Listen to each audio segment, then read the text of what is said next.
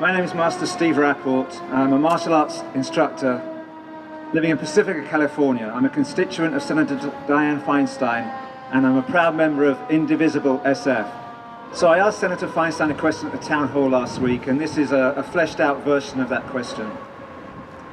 On Passover, Sean Spicer, the press secretary to the President of the United States, said that, quote, "You had someone as despicable as Hitler who didn't even sink to using chemical weapons."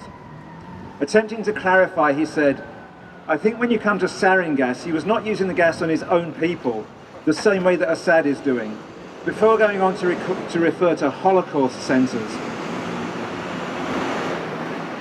My mother, Minna Zelkowicz, was a guest at several of those Holocaust centers that Sean Spicer talked about. She was a reluctant guest of Adolf Hitler. She was a guest at Auschwitz, she was a guest at Bergen-Belsen, and she was a guest at a female work camp called Salzwedel. One time my mum was put in a line, and a couple of her friends were in another line. Two different lines, and my mum decided, because she was rather disagreeable, that she'd stand in the other line where her friends were. She didn't know where the two lines were going, and she thought, wherever those lines are going, I'm going to stay with my friends. The other line went to the gas chamber. On February the 8th, 1940, the SS kicked her father, my grandfather, to death. They rounded up all of the Jews in my mum's building in Lodz in Poland and marched them into the playground of the local school, the Gymnasium Orzeszkowiec, which was by then the local Gestapo headquarters. A few years before her death in 2008, my mum wrote this gut-wrenching account of that night.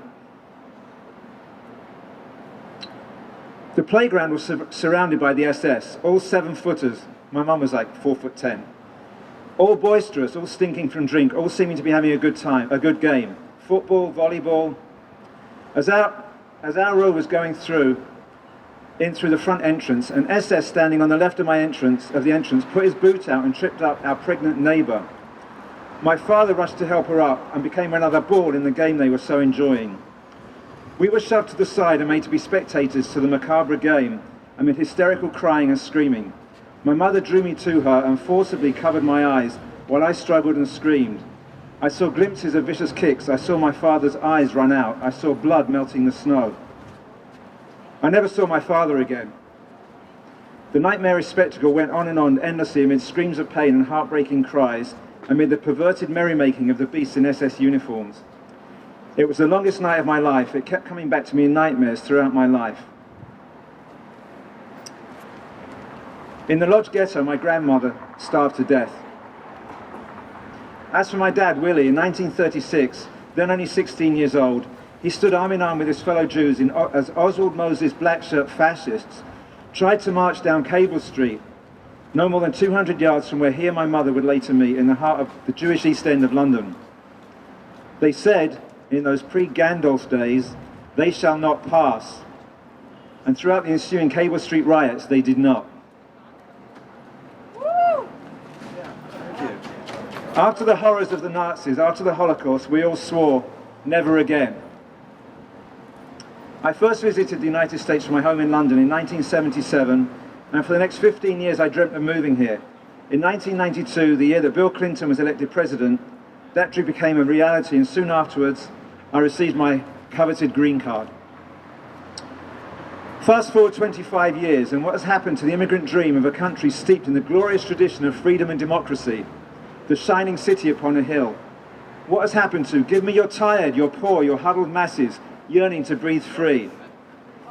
Here in 2017, we see Steve Bannon, we see Stephen Miller, we see white nationalists and white supremacists and an actual Nazi, Sebastian Gorka, in the White House of the United States.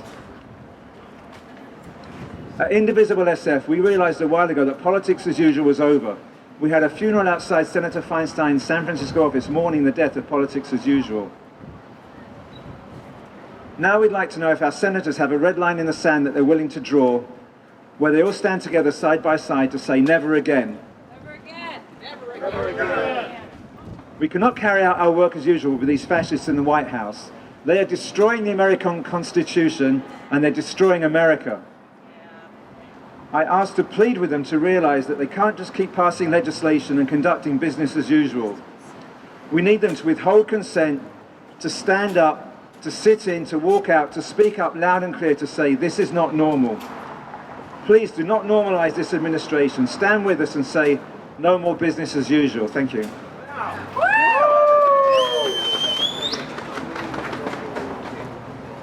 Thank you, Steve. That was, amazing story. And the effect, I don't know how many people here were at the Dianne Feinstein town hall or saw it on the news, but what the words that Steve spoke there were, galvanized the people that were in there. And there's a lot of truth in that. This whole idea of allowing a fascist government to continue, allowing and normalizing a fascist government, treating it as though it was some, normal government. And we can't do that because it's a slippery slope to a really ugly future. Things are bad enough as it is, but the future under this regime is something that we cannot tolerate. And that's why in Refuse Fascism, we talk about we need to drive this regime from power.